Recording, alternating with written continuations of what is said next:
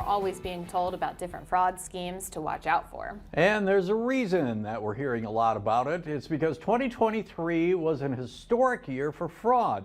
Here are some of those numbers that just keep climbing is AARP North Dakota volunteer Deb Mathern. Good morning, Deb. Good morning. Good morning. And you're you. right. It was a historic year. And the bad news is it's such a lucrative business that this is not going to stop anytime soon.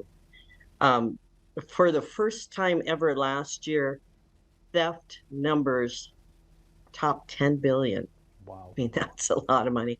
That's 14% higher than it was in 2022 and 5 times higher than, the previous 2019, I think.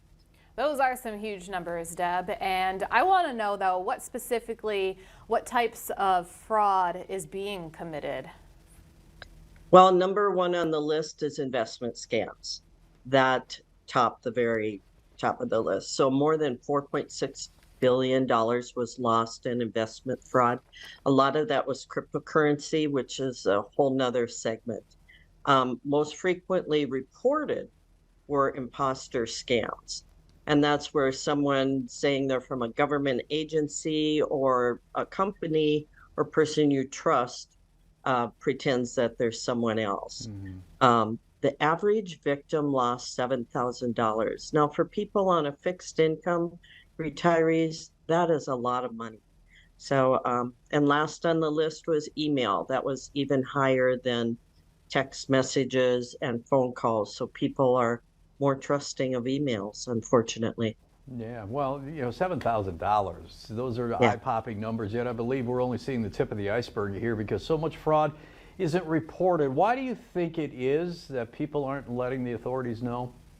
No one wants somebody to think that we're gullible or there is a huge amount of shame out there. And my message to people is shake that off. That's the best thing we can do is create awareness. So we need to tell our family, we need to tell our neighbors and friends, because if it can happen to us, it can happen to them too. And I don't know about you, Wayne, but I think we all kind of know somebody who's probably been scammed. And so we are told here on how we can prevent scams. But for those who need to be reminded, and it's always good to be reminded, what are some ways that we can protect ourselves from fraud and scams? Number one, not sharing numbers and passwords, account information, credit card, and especially Social Security, because once they've got that, that gives the imposters access to a lot of your accounts and some of the pertinent information getting into your credit area. Secure your paperwork. Sometimes opting for electronic statements is helpful. Here's my big one. If I don't recognize the number, I don't answer. If it's important, they'll leave a message and you can get back to them.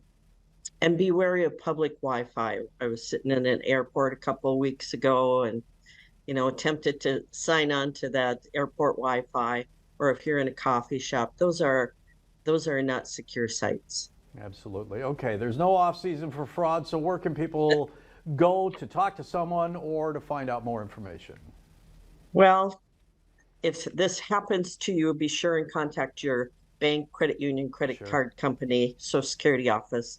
And we always like if you contact us at AARP.